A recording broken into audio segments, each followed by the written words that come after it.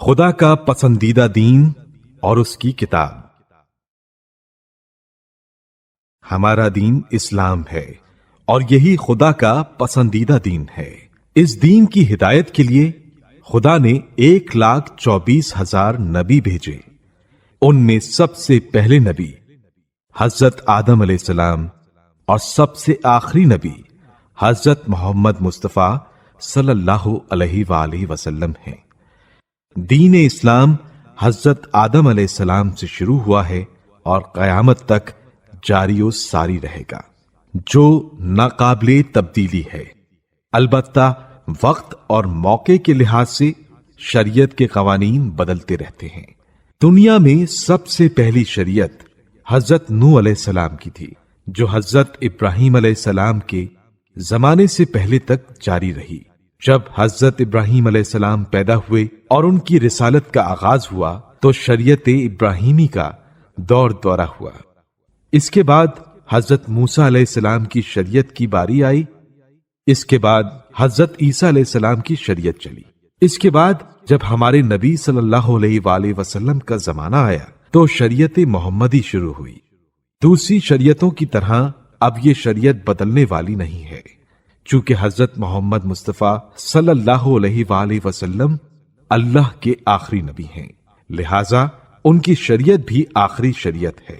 چونکہ حضرت رسول خدا صلی اللہ علیہ وآلہ وسلم کے زمانے میں دین اسلام کی تکمیل ہو گئی اور ہدایت کی تمام صورتیں خلق خدا کے سامنے واضح ہو گئیں، لہذا اب اس میں کسی قسم کی ترمیم و تنسیخ کی گنجائش نہ رہی۔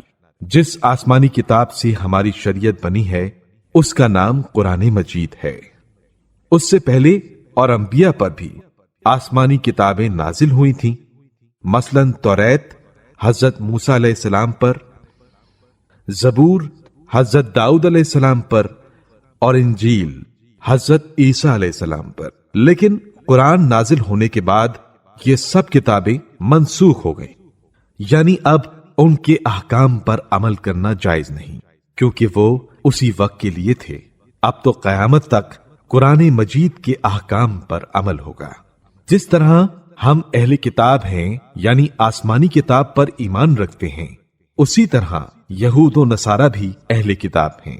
یہودی وہ لوگ کہلاتے ہیں جو شریعت موسیٰ علیہ السلام پر عمل کرنے والے ہیں، اور نصارہ وہ لوگ ہیں جو شریعت عیسیٰ علیہ السلام پر عمل کرتے ہیں۔ وہ اہل کتاب جن کا ذکر قرآن میں ہے، بس یہی دو بڑے گروہ ہیں۔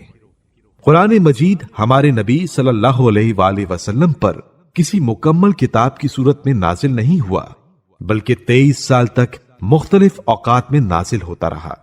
قرآن کی نزول کی ابتدا مکہ معظمہ میں ہوئی۔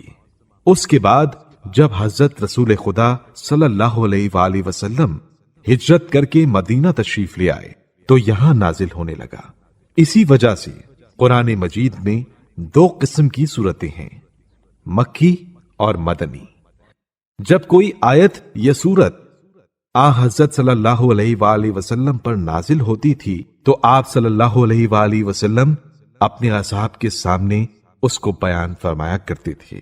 بعض لوگ تو حفظ کر لیا کرتے تھے اور بعض ہڈی، درخت کی چھال، اونٹ کی کھال یا کھجور کے پتوں پر لکھ لیتے تھے، کیونکہ اس زمانے میں کاغذ تو تھا نہیں۔